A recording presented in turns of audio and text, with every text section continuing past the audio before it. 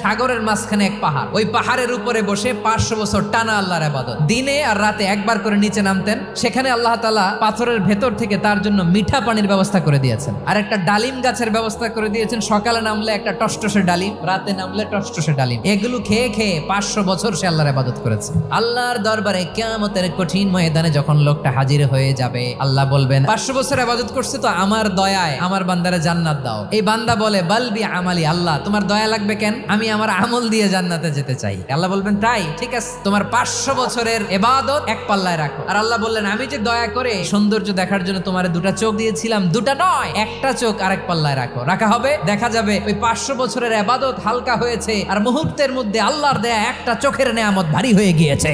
ফলাফল দেখো, হিসাব বলে তুমি এখন জাহান্নামে যাবা, যাও এবার জাহান্নামে যাও। এবার লোকটা কাচুমাচু করে বলে আল্লাহ এবার আমি বুঝতে পেরেছি তোমার দয়া ছাড়া দুনিয়ায় কেউ জান্নাতে যেতে পারবে না।